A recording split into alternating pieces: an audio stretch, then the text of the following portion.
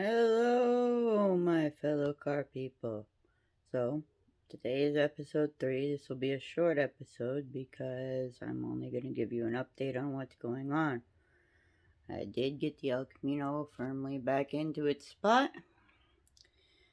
When I did that, I found out that after letting it idle, it got, well, as they say in the airplane, she's running a little hot. Okay, probably from all the rest. Don't keep water in your radiator, kids. It's why they have coolant. Anyway, during my Roadmaster video where I showed you guys how to reinstall the blower motor, I managed to hurt my back fairly well. So the next 2 episodes or so, after this one, I'll be doing some very little stuff, basic things. During the 2 episodes, at least the next one coming, I'll give you guys a nice little story about the only time this car, not me, had been spun and actually looped around, and I got to see everybody coming at me. So, I'll give you a little update here. As I said, she ran a little hot when I let her idle.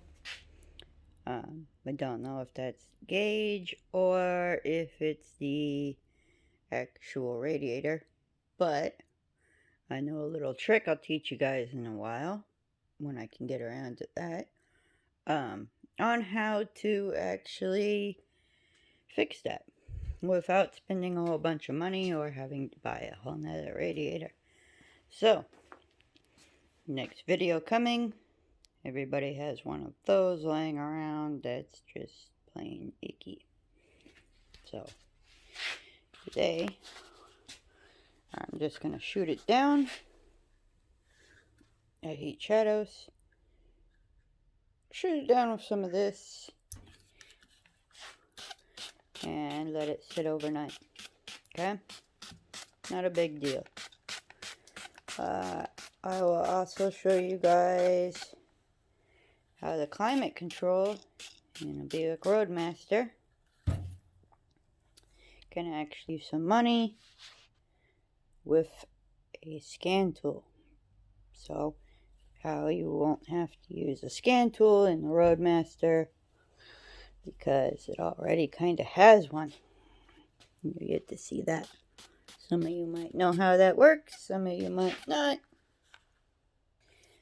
Don't know, but that's what I'll be doing since, as aforementioned said, hurt my back. So,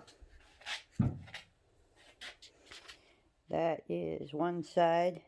I'm only going to do one side at a time so that in the video we've got a before and after kind of deal. Next things I'm going to work on, because it's light and easy to do, I have to get rid of some of the starter and alternator. And, well, the oil tube goes to the LT1, but that's a different story. And then we got a weird German carburetor that I'll post up real quick in here and see if any of you guys know what it is. Okay, through the magic of editing, or not so much so, I just put the damn thing on pause. So, through the magic of putting it on pause, here's said German carburetor.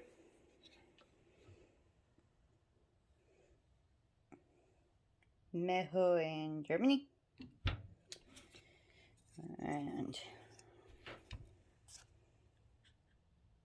focus. There's its tag number. So,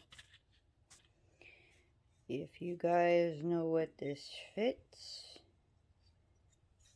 or you need it, which would be even better, because I can get it out of my garage here. That would be great. Drop me a comment or shoot me an email. Email is in the description for the channel, which you guys can easily find. So, until next time, take care. As always, like, subscribe, and watch our channel. Thank you.